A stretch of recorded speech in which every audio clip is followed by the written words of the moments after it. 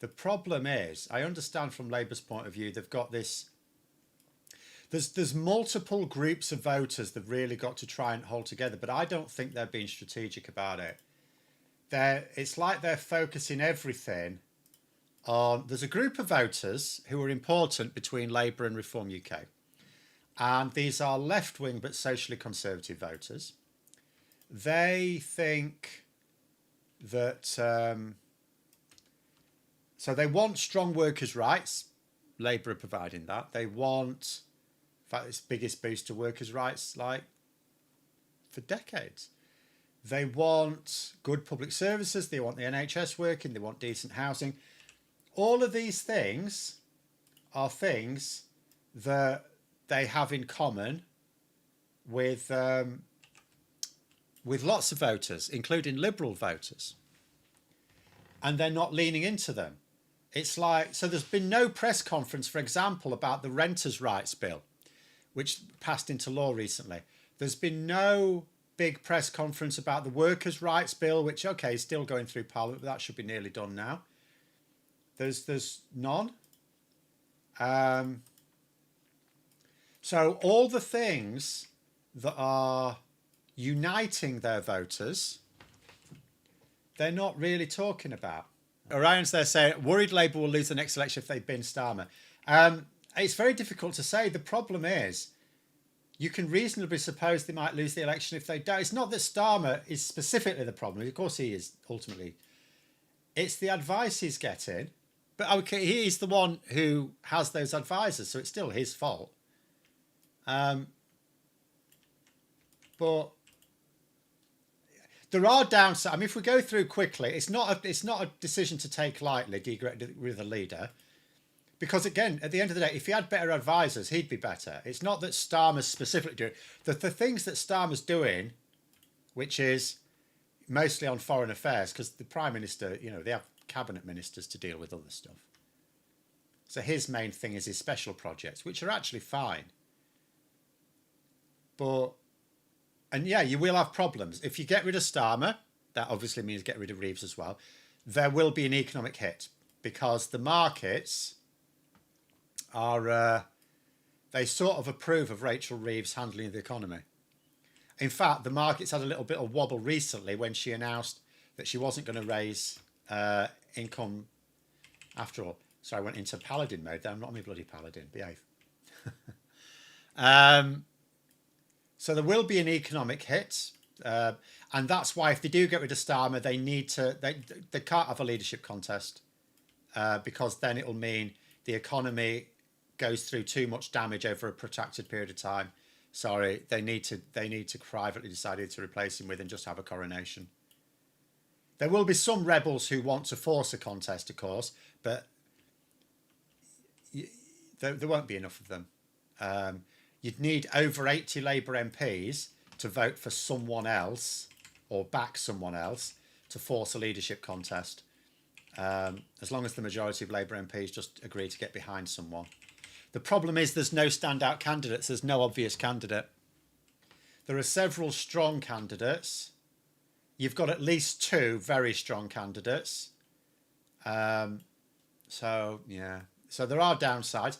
The other thing is people will say, well, Starmer's weakness is his political naivety and his lack of charisma. So then you replace him with someone who has good charisma, comes across well, and seems, because you can't always be sure, to be politically astute. So your top two there, if you're thinking that, would probably be Angela Rayner or Wes Streeting. But you may then find they've got disadvantages. Like you often think when you're trying to get rid of a leader who has weaknesses, let's cover those weaknesses, which makes sense. But then what happens if you forget about their strengths? So you end up getting a leader who covers that weakness, but has weaknesses of their own. He said, I've not checked anything this morning. He says, this morning via Twitter, important to remember today that the negative impact from legal immigration is far greater than that from illegal immigration. Yeah. He's trying to turn it away from asylum. So that the reason he'll be doing that, I suspect, is because Labour are today announcing some really very tough measures on asylum, excessively and not necessarily strategically tough, I have to say. But nonetheless, Labour announcing big tough measures on asylum, which will appeal to a lot of people.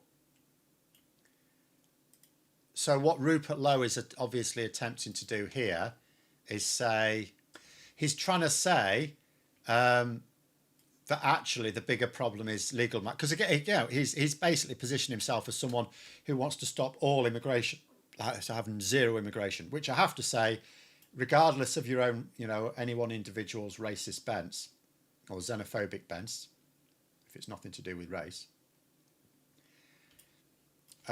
we don't have anywhere near the reason why immigration has been what some people think is high in the last generation or so, even under the Tories, is simply because you've got we've had for decades a shrinking birth rate.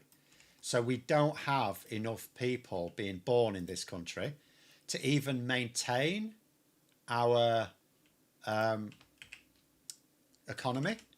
So if we had no immigration, or even if we dramatically reduced it, even if we dramatically reduced immigration, because like they always talk about housing, don't they? Let's reduce the level of immigration down. Let's reduce our population down to the point where the housing can manage.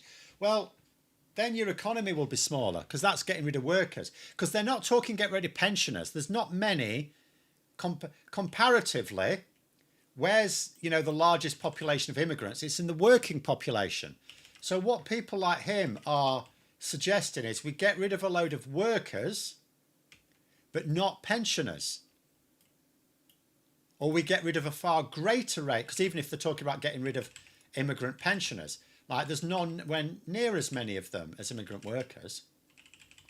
So you're talking about getting rid of a greater number of workers compared to pensioners. So that means the ratio of pensioners to workers goes up. Who's going to pay for the pensions? Who's paying for them? Are these people who are going to vote Reform UK? Are they happy to pay higher taxes?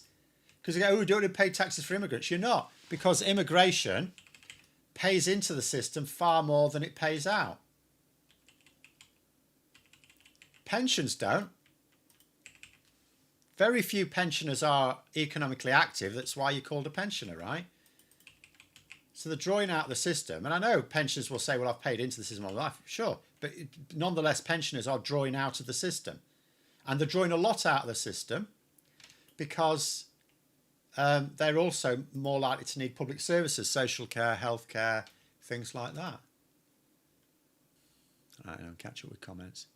Starmer must sack McSweeney. Absolutely.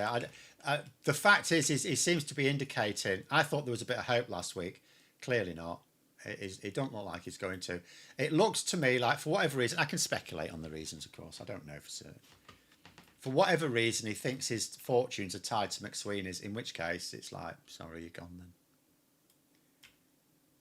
Like, the operation at Number 10 is just so comically bad. It's a threat to national security. You know, when the Tories and Reform UK described the Labour government as a threat to national security, the government is not a threat to national security. It's frankly the only thing that gives me any hope for our national security. But the political operation is a threat, because the political operation in Number 10 is a threat to the Labour government. And if the Labour government falls, it will not be replaced by anyone that has the country's national interests at heart. No, I think it's very damaging. If they get rid of Starmer, they really shouldn't take that lightly, because that will be very, very damaging. Whereas if you get rid of him in 2020, like if you could imagine him just chugging along till 2028, I would say wait till then. And I have in the past said wait till then, because they can get rid of Starmer quite easily in 2028. Reason being that by 2028, they'll have done most of the manifesto. It'll be mostly done. There'll still be a few bits to finish off, but it'll be mostly done. How am I going to get in here? I can't remember where the entrance is. And so you're getting ready for the next election, and it's fairly obvious you're getting ready for the next election. So it's quite easy to say to the public, look, he's not really working out. We're just going to change for another leader to get ready for the next election. The problem with getting rid of him now, apart from the, economic risk, is the manifesto is still underway. They are actually, a lot of it's underway, but it's still underway, right? Now, the new leader or the candidates, so you've got a leadership election, right? Or you've got a new leader. They're going to be asked a really basic question. Are you going to commit to the manifesto, which is Starmer's manifesto? If they say yes, then they'll be told, well, what was the point of getting rid of Starmer then if you're going to do things the same, right? And it's very difficult to say as a leadership candidate, well, I'm going to basically do what Starmer was doing, only I'm not going to be as shit with the media, because that's a really weird thing to say. So yeah, if you say you're going to do this, if you're going to stick to the manifesto, then it's like, well, what was the point of getting rid of Starmer then? If you say that you're not, then it's like, well, where's your public mandate? You should have a general election then, because that means you're going to do stuff for which you've got no public mandate. So it's a double-edged sword, and both edges are very sharp. Whereas, ironically, if Rachel Reeves had raised income tax, that would have been a breach of the manifesto. That would have given Labour MPs an opportunity, because then what they could say is, are you going to stick to the manifesto? Yes, the reason why I'm going to do this is because we're going to stick to all of our promises. And the excuse for getting rid of Starmer is he broke them, right? But if he's not going to break them, if he's not going to break the promises now, which is what we're told, you've got rid of your easy excuse to get rid of him. None of the ethno-nationalists on Twitter ever talk about birth rate. They just want to deport everyone. Well, some of them try and say we need more babies. It's like they'll say we're full. We can't have immigrants because we're full. And then at the same time say we need to have more babies. And it's like, okay, well, which is it? Because like either we're full or we don't have enough people. What they actually mean is we don't have enough white people. And some of them are openly talking about that. That used to be the quiet part, right? But now some of them are increasingly saying it. Some of them are openly saying, yeah, we want to have more babies. They're actually openly saying, yeah, we're not full as such. We just want to get rid of these people to make more room for the people who have the same culture as us. They're making it a cultural thing in a way that 10 years ago you wouldn't have got away with. I've seen them say they're going to seize the assets of non-English ethnic people to fund the deportation flights. Can't help but laugh. Well, again, talking about theft.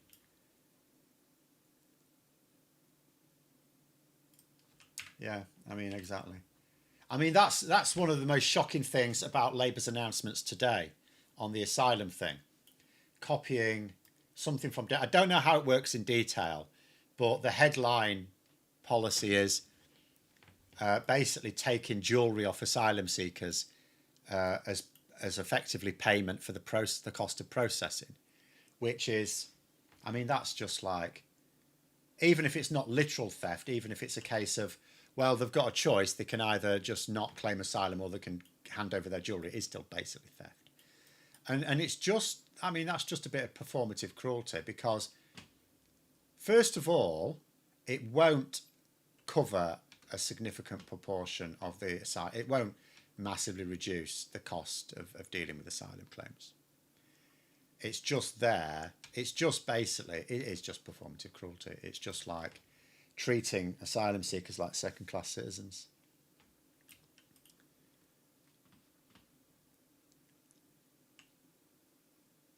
But yeah, any idea that you can just legalise theft like that is... you would destroy society then. Because at the point at which you say that the state can confiscate private property without, for whatever reason it wants to, it can do it for you as well, And this is what people need to understand. There's no such thing as a law that will only punish the others and not you. The law is the law. If you allow a constitutional settlement, such as legalised theft, the state can legally seize your assets, as happened in Zimbabwe, for example, when it first gained independence under Robert Mugabe. If you can do that, they can do it for anyone. As soon as you establish that as a legal precedent, and I'll tell you another thing, it will mean you will lose a lot of investment in the country. Because, like, think about a side issue, one that many of us might agree on. So, one thing that the UK government have actually been in favour of, but the EU have been a bit more reluctant on, but they are moving towards it, is, of course, so the EU and the UK have both seized Russian assets in our relative territories. And the understanding is that those assets will eventually be used to fund the rebuilding of Ukraine. So what we have been doing, the UK in particular, has been using the interest on those assets to hand over to Ukraine. So Ukraine can use to purchase weapons and things like that. So we've been handing over the interest on that. But we haven't as yet handed over the actual assets. Now, the argument the EU have against doing that, there is an argument, and it is that if they hand over it's one thing to seize assets, it's another thing to then to actually hand them over, because then you've permanently taken them. And the argument then is we get a lot of investment in Europe as well as the UK from companies in countries that don't have the greatest human rights record, if you say what I mean. So the fear could be that, for example, companies in Arab countries will fear that it sets a precedent that maybe if we have a bit of a beef with some Arab country in the future, we might seize their assets as well. Do you know what I mean? So there's a fear it could depress inward investment from companies in countries that maybe have slightly dodgy governments themselves. So that's the reason why the EU have been reluctant to do it. It's not that they want to give those assets back to Russia. It's that they fear the unintended consequences of what happens if you know, rich investors, wealthy investors decide that it's too big a risk to invest in Europe or the UK. And the same thing would happen here. If you actually legalise the confiscation of assets, for whatever reason, doesn't matter the reason, investors may think, well, hang on a minute, what if it becomes politically expedient for you to seize our assets? And then they'll just not put those assets in your country. Like, we used to have this concept of the village idiots. We didn't used to put them in charge of things. We should just go back to that time where people who have batshit crazy ideas are not put in charge of things. You know, Donald Trump in a more sensible society would just be the village idiot. Well, he'd be in prison, I suppose, with some of the stuff he's done now. But his political position would be that of village idiot. No higher. The problem, what they're trying to do is, so they're focusing, like I say, on this group of voters who are left-wing but socially conservative, and that is an important group of voters. And Labour MPs need to understand that as well. It's a key group of voters. If they're going to win power at the next election, they do have to win a good chunk of those voters over. The problem is it's not the only key group of voters. There are others as well. And it's like that this operation in number 10 is so fixated on this one group of voters that is actually not even the easiest group of voters to win over. It's like they're sacrificing literally every other type of voter. I cannot see any evidence of Labour actively trying to appeal to any other type of voter, and there are multiple. There are several groups of voters that are important to Labour, and I see no evidence. It's like they're just sort of hoping that all the other types of voter are so put off by Reform UK that they will vote tactically against Reform UK, which they might do, and there's good evidence that a lot of them will do. But it's far too risky. Far too risky. It's putting all your eggs in one basket. It's mad. The Tories were quite good at getting rid of Leeds at the right time usually. Well, yes, they're a much more ruthless party than Labour. The problem is The problem is, by allowing Boris Johnson in, for which there was good, you could argue there was good strategic benefit because they needed to win an election and he could win an election, and indeed he did win the election. They allowed him to weaken Boris Johnson deliberately got rid of people who could challenge him. That was not in the Tories' interest. It was not in the Tories' interest to get rid of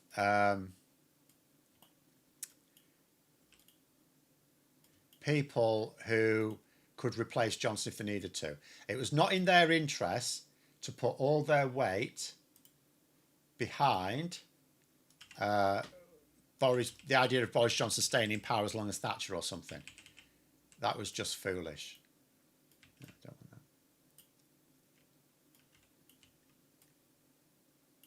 that. So the Tories, the problem is when it came time, when it came time to get rid of Boris Johnson, they got rid of him, right? They waited an extra 6 months too long, but that is because, to be fair, they had no one decent to replace him with, as was proven by the fact they tried Liz Truss, it was an absolute disaster. Then they tried Rishi Sunak, it was an absolute disaster. If they'd have tried Penny Mordaunt instead, would that have been better?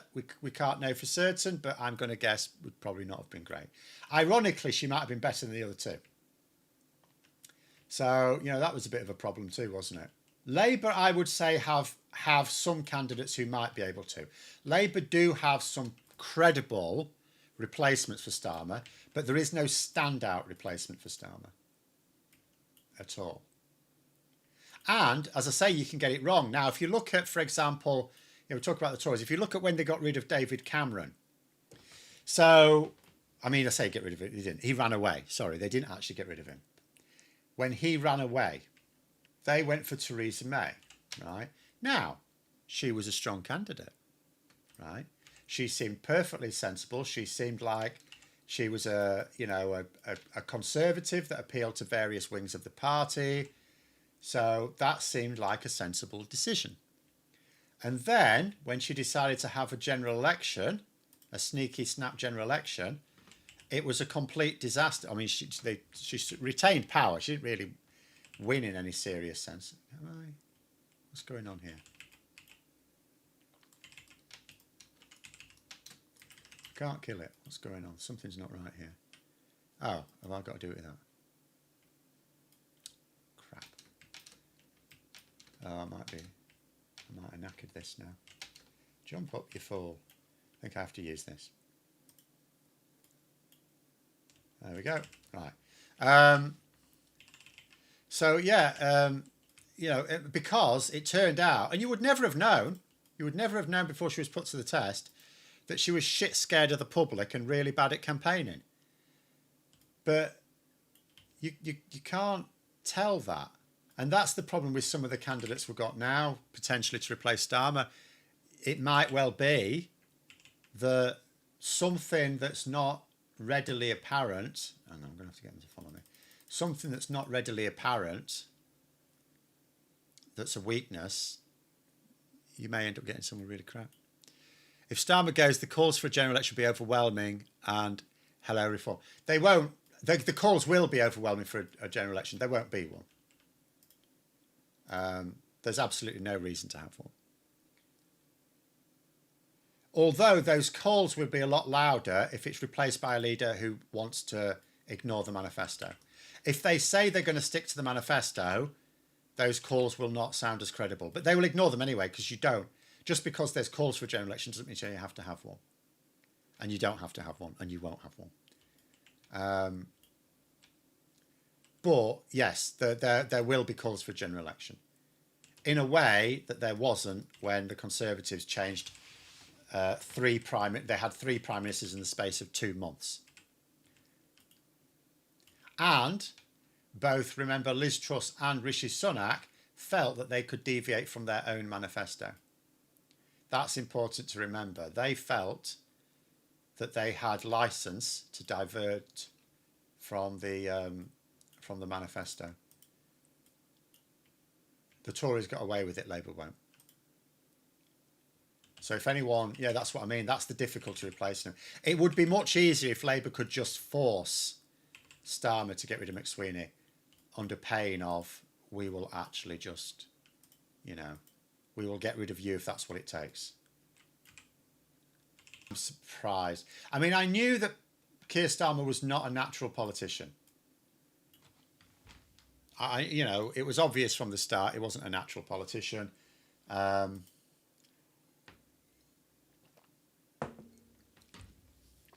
I had no idea he would surround himself with quite such incompetent advisors. And I also had no idea that it became obvious they were incompetent, that he would, because he is ruthless. I mean, that's the thing. He's really ruthless. He has very high standards. And yet that ruthlessness doesn't seem to apply to people around him in number 10. And it's not even like he just thinks that they're actually right and everyone else is wrong, because that might explain it. But that's clearly not true. After that Island of Strangers speech, you know, it is known, it's widely reported, he really lost a lot of trust in McSweeney. So it's not even like you can say that he still somehow trusts McSweeney. It must just be that he just doesn't think he can replace. That he must just think that replacing McSweeney and the various people attached to him would cause more chaos than keeping him. And it would be chaotic having to get rid of literally all of the most senior advisors in Downing Street, because you would have to do that. Not necessarily literally all of them. There might be a couple of them that are all right. But how do you know who are the all right ones? How do you know? Given that Starmer thought McSweeney was a political genius, like, how would you know who to hire next or who to keep in your operation? I mean, this is the reason why I'm now starting to think, I say starting to think, I'm almost there, that, you know, Starmer probably just has to go. It's funny because before the election, you know, I would say, because people would go, oh, you're a Starmer supporter. I'm not a supporter of anyone. I don't support anyone apart from my wife. I just believe certain people are better in positions than others, right? And I said that as soon as Starmer becomes a liability, I'll be the first person calling for him to go. Now, Starmer himself is not, this is what makes it so tragic. Starmer himself is not the liability. It's the advisors. If you could get rid of the advisors and keep Starmer, for better, I don't just mean replace them with other shit advisors. If you could replace them with decent advisors, if like, I'll give him a who he could get in return, maybe. Jacinda Ardern, right? She's worked in London before. She's a Labour politician. She's been New Zealand's Prime Minister. Try and get her. Maybe she'd be up for coming back to London, right? She'd be a better chief of staff. And she is actually politically astute. And Labour as well, like she's aligned. And she's pragmatic, Labour. You know, a lot of the issues New Zealand has, we have as well. She understands that. You could try and get Jacinda Ardern. But given that he's not going to do that, I would just say at this point, the number 10 operation is a liability. If Starmer won't get rid of it, then he effectively becomes the liability, is how I see it. So Starmer isn't inherently a liability, but he is as PM. I think he would be astounding as a high-ranking cabinet minister, but not prime minister. I think his job as prime minister, in terms of running the government, has been fine. Put it this way, there have been no cabinet cock-ups, really. There's been, obviously, we've had some resignations and moving people out. And that's because of mostly fuss has been made in the media for minor things. There's been no real, in terms of like running government departments, given that this is a very new government and almost none of them have experience of running government departments before last summer, I'm going to say Starmer's done well in terms of his appointments in theory, because there hasn't been a real cock-up at the government level. It's purely in terms of the political side of it. The political and communication side of it is what's failing. Angela Rayner or Darren Jones? I wouldn't say Angela Rayner. I think she might actually be decent enough administratively. She's impressed me as a minister. So administratively, she's impressed me. Strategically, I'm not sure. I think she's politically cannier than Starmer, and she's definitely a better media performer. I worry there's too much snobbery in the UK. They're going to die, idiot. I think there's too much snobbery in the UK. Do you know what I mean? I think I worry about the Neil Kinnock effect. Ironically, you want someone like Starmer who doesn't evoke strong feelings of hate. She does. She there's people who love her and there's people who hate her. She's that typical Marmite that Neil Kinnock talked about. She's the Marmite candidate, which, given the fragmented nature of politics, I think is too risky. I'm not saying she couldn't win a general election. I don't know. I am saying I think she'd be too great a risk. It's a bit like last year during the presidential election. I said I thought Kamala Harris was too big a risk, mostly for being a woman rather than black, but that also, it just invited too many snobs and bigots in America to find excuses not to vote for her. And I thought at the time, Gavin, as soon as I found out who Gavin Newsom was, I thought, just get him. And I still think they'd have had a much better chance of winning if they had. You just got to play it safe sometimes. I don't think Rayner is a safe option. She could actually be a riskier option keeping Starmer. That's my worry. There's a huge amount of snobbery in this country. Darren Jones for me, maybe, but does he have? Has he got the proven chops yet? He comes across well in the media, but that's all I've got on him so far. The other problem with Darren Jones is, given that Starmer has appointed him to be his fixer in number 10, he's arguably too close to Starmer. Basically, if there's going to be, I don't see Darren Jones would, because here's the thing, right? If you replace Starmer, it's going to happen in one of two ways. There's two ways for it to happen. The first is you just have a coronation. You know, Labour MPs, almost like 80% of Labour MPs, or just over 80% technically, all get behind one candidate and that's it. They become leader. It doesn't go to the members or anything like that, right? I don't see that Darren Jones has got the level of support to do that.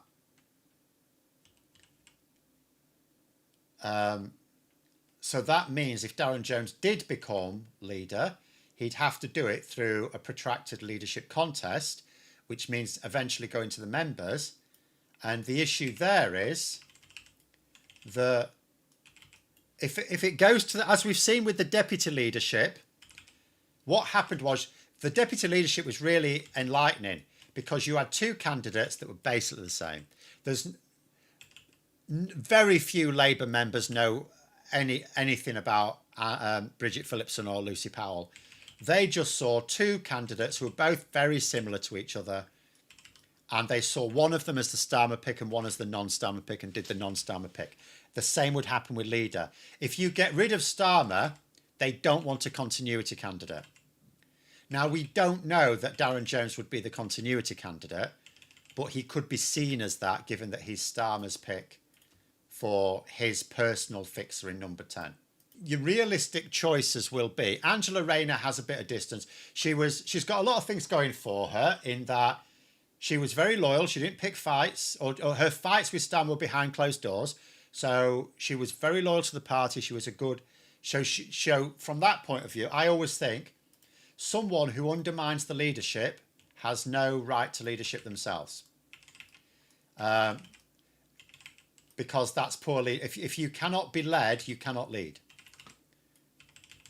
Whereas she showed she could be led. You know, she didn't. She was very good. You know, So from that's in her favour. But like I said, I just worry that the country is too snobbish. Wes Streeting, for me, is very divisive. He picks fights with the wrong people all the time. Now, the fact that he picks fights can be a good thing, because I would like a Labour leader who had some elbows, who could like really stick it to like the Tory media and Reform UK, for example. And Wes Streeting is combative. He's a bruiser, right? So that's a good quality. The problem is he doesn't discriminate between the people you should pick fights with and the people you shouldn't. So he just picks fights with everyone.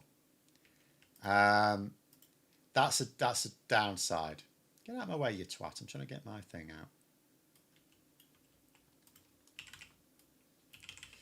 out.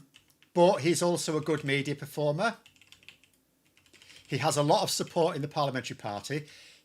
Although he's been very loyal to Starmer, ironically, he would not be seen as the Starmer continuity candidate because in recent times, there's been a bit of a rift between him and McSweeney, which obviously spilled over last week. So Streeting would not necessarily be seen as a continuity candidate. If Wes Streeting's labelling, I'm voting tactically against Labour. No, that won't help. Voting tactically against Labour is voting tactically for Reform UK. I mean, I'm sorry, that's really it. The next election's between those two. It's not possible to do anything else. If you vote tactically, it is either... Voting tactically, by definition, is always voting against something, but by definition, it's always in favour of the alternative. So I'm sorry, it's Labour and Reform UK. That's your choice. I'm not saying that's your choice in terms of who you have to vote for. It depends on your constituency. But in terms of if you're voting tactically, that is literally the choice. And Wes Streeting, I mean, again, people think they know his politics. We don't know his politics. Because what people think about Wes Streeting has been defined by Starmer's leadership. But either way, he has got a massive problem in that he is too divisive. He picks fights with the wrong people. That's a huge downside. Shabana Mahmood, you've got the same issue. Can someone bloody heal me? Lazy bastard healers again. Lazy bastard healers.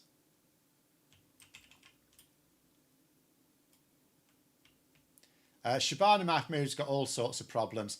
First, she is... I mean, okay, so you're talking about the stuff today that she's announcing. You may think to yourself, well, she's also doing that because that's what Starmer's told us to do. She actually is socially conservative on these issues. And the reason why Starmer made her Home Secretary is because she was more naturally aligned with that sort of stuff than Yvette Cooper was. Because Yvette Cooper was far more experienced, effectively, as Home Secretary because she'd been the chair of the Home Affairs Select Committee for years. So no one knows more about Home Affairs than Yvette Cooper in Parliament. No one. Oh, for goodness sake. Right, sod it. Useless tanks as well. Where are they all going? Right, I'm going to have to get to follow me. Absolute cretins. Surrounded by cretins. Streeting only appeals to the authoritarian left. Labour's already losing the Lib left. They'd abandon it if he goes in. I think that's what you mean. Again, you don't know. Like, what if Streeting came in and then all of a sudden leaned into more liberal policies and you just think, oh, what happened there? Well, what happened there is he was just towing the party line. We don't know what his policies are on that. We actually do know, because if you look at Streeting's past before he became a front bench politician, it was very liberal. He was very pro-trans. How do we know he's not very pro-trans and just had to be anti-trans to toe the party line? We don't know. That's the problem. And there's two problems with supporting or rejecting a leader based on their personal politics. The first one is you don't know what their personal politics is. You have no idea what they would do. Even Jeremy Corbyn, who has, you would think, fairly clear politics, his leadership adopted policies you would never have guessed of him, right? And that surprised many of his own supporters. But of course, because they were supporters, they just said, oh, he's just doing it strategically, which he may well have been. But nonetheless, it meant you didn't really know what you were getting from him. And he, as being a politician who has never changed his mind on anything, so his was as predictable a leadership as you could get. And yet, you still couldn't predict it all. So you've got no idea. The second reason, not to get into that, is the Ed Miliband fallacy. So in 2010, I wasn't actually a Labour member at the time because I'd left over the Iraq War. But I still supported Labour. I still obviously wanted a Labour government rather than any other type of government.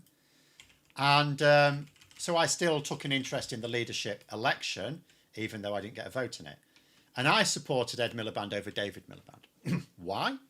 Because I thought that Ed Miliband could still win, but I preferred him to David, who was a bit sleazy, you know what I mean? There's a bit of used car salesman about David Miliband, which didn't really appeal to me. But that was powerfully the wrong decision. David Miliband actually would have stood a good chance of beating. Because I cannot tell you how unpopular austerity was. It was madly unpopular. If Labour had presented a decent challenge to the Tories, they'd have won in 2015. I mean, apart from anything else, no, someone's trying to help me out here. That is actually my fault. I've never actually had that thing on me. I've never actually done this boss on this character, I don't think.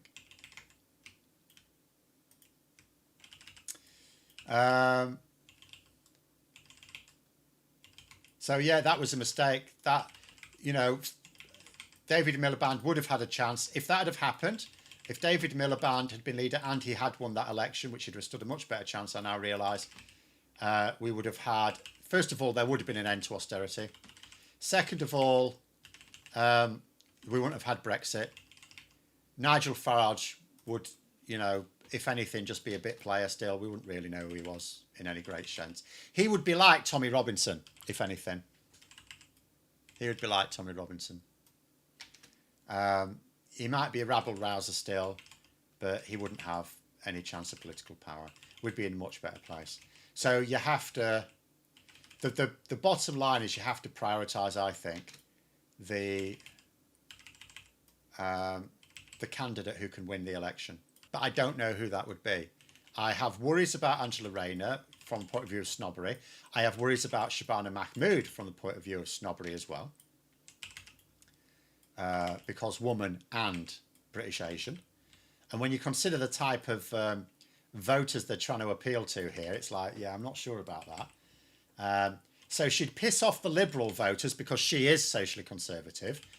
And she may not really get the support of the socially conservative because, you know, she's British Asian.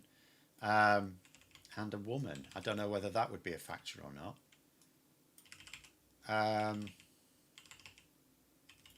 I mean, who else? Ed Miliband, but he's a risk. Ed Miliband, I think, is a lot better than last time. He's improved a lot. But has he improved enough? And the problem is, let's say you back Ed Miliband and he wins.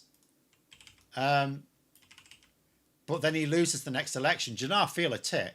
Because then people will say to you, oh, Phil, why did you think backing a proven loser would be a good idea? And it'd be like, well, yeah, that was a bit stupid, wasn't it?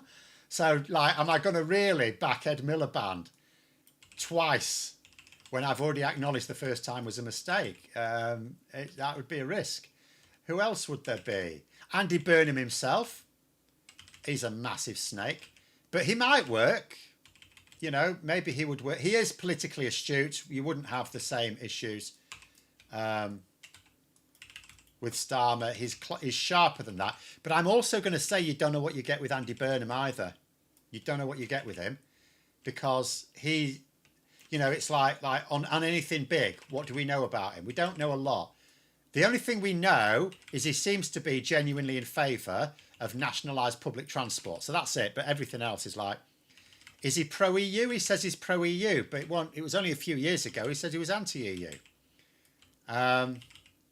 Is he says he's in favour of electoral reform, but he says he is, but is he? I get that Labour defections are unlikely, but they are made more likely by decisions like this, aren't they?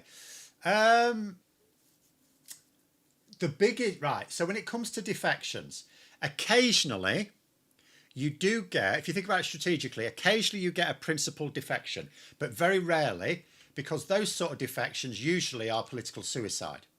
At the end of the day, what does an MP want? They want to win their next election. Just like the government, like the thing that Starmer thinks he's doing, he thinks he's prioritising the next election, he's not. But he should, right? Now, MPs do the same thing. MPs want to win. And some MPs would rather win their own seat and have their party lose power than lose their seat, but their party still win power, right? A lot of MPs are quite selfish. But even if they're not selfish, obviously MPs still want to win their seat because that helps their party win power, right? So usually defections are to a party that's in the ascendancy. The party that's in the ascendancy, realistically, at the moment is Reform UK. If Labour are going to lose MPs to anyone at the next election, there is a possibility of losing some to the Greens, but at this early stage, it won't be clear which ones. But that will be a risk. When you get close to the election, there will be a risk of defections. If it looks like the Green Party are going to take some Labour seats, then MPs in those seats will be a defection risk. But mostly the defection risk is Reform UK, and a Labour MP that it doesn't like Labour's current anti-asylum stance is not likely to defect to Reform UK, are they? So I would say at the moment, the defection risk is low. The biggest risk is resignation of ministers. Ed has openly admitted that his tenure was a failure, not just that mistakes were made. Yes, this is what makes me think about him, because of these shit tanks. You've got to get aggro on stuff, you absolute cretins. This is what makes me worry. Makes me hopeful about Ed Miliband being a possibility. That if he had an ego, he would just blame other people. It's like you just blame others, don't you? It's easy to blame other people in politics because it's a team effort, so you just blame the team.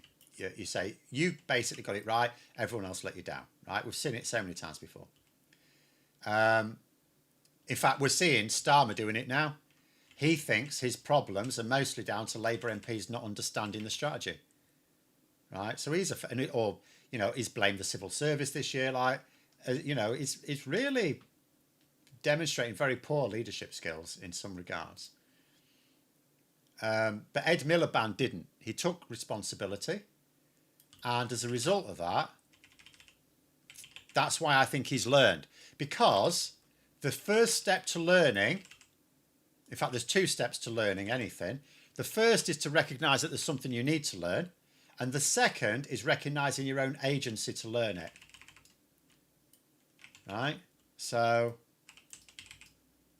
that's why I think Ed Miliband may be much, much better than he was. So what's the difference between Burnham and Streeting? Both are politically more astute and both one kind of. Yes, they are very similar. You're right to say they'd both be very similar. They're both Blairites. So you would be more likely to get... Remember, Starmer's Labour government is not New Labour in any way, shape or form. It's the furthest thing. It's like the opposite of New Labour in many ways. New Labour was socially liberal and economically centrist, whereas this Labour government is actually clearly economically left-wing. It's boosting workers' rights and public investment quite a lot. So anyone sort of suggesting it's not left-wing enough is absolutely mad. Or they don't know what left-wing means. But they are socially conservative, whereas New Labour... So, yeah, you might end up with the reverse, with either Streeting or Burnham. You might end up with socially more liberal, which a lot of people would like, but economically, they may decide, at the moment, Rachel Reeves has got troubles because she's trying to prioritise boost to public spending, like investment, by squeezing day-to-day spending. Whereas you might get Burnham or Streeting who say, well, let's not squeeze the day-to-day spending, we'll just get what investment we can. In which case that's like economically more centrist. So you just end up with New Labour again.